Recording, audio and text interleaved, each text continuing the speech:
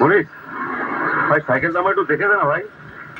কেন, কি হলো আবার? আরে বলিস না, সামনের হ্যান্ডেলটা ঠিক মতো কাজ করছে না, একটু চেক করে দেখ না কি হয়েছে। আর তুই বস, আমি দেখছি। ঠিক আছে। তোর মালিক কোথায় ভাই? মালিক দোকানে থাকে না, আমার বসে এই দোকান রেখে দিয়েছে। আমার খুব বিশ্বাস করে তো। বাহ, তোর তো হেভি মজা ভাই। হ্যাঁ,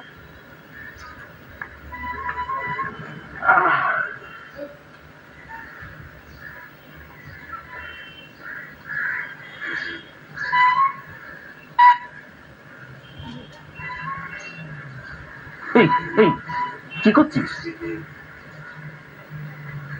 ভাই? বলছি এটা মালিকের দোকান, এখানে বসে এভাবে মাল খাস না, দেখতে ভালো লাগে না।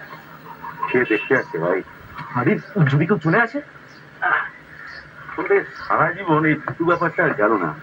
তোর বউয়ের পাটা নেই, সারা জীবন বউ বাচ্চা কাজকর্ম করে গেলি ভাই, জীবনে তো রংটাও প্রয়োজন। মদ খেতে গেলে কি বুকে পাটা লাগে? ঢুক না ভেতরে, ঢুক। লাগে লাগে ভাই, কাল ভাত লাগে। না লাগে না।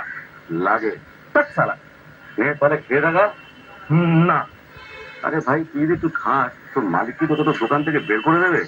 বউ তোকে ঘরে ঢুকতে দেবে না? তোর বাচ্চা তোকে বাবা বলে ডাকবে না? আরে না না, ওসব কিচ্ছু নয়।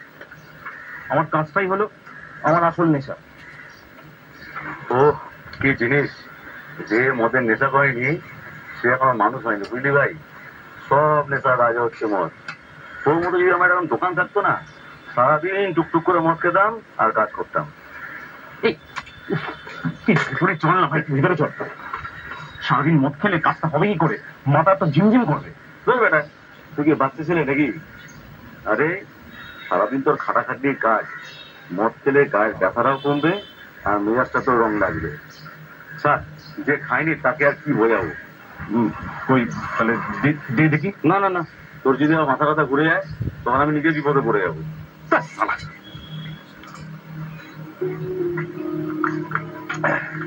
এবার এবার হলো তো? মদটা কি সব নেশার রাজা, কি বিচ্ছিরি খেতে। এই তো সাইকেলটা হয়ে গেছে, সাইকেলে নিয়ে যা, আমার 10 টাকা দে। টাকা? এটার দাম কত জানিস? এটা তোর গিফট, তুই রেখে দে, যা।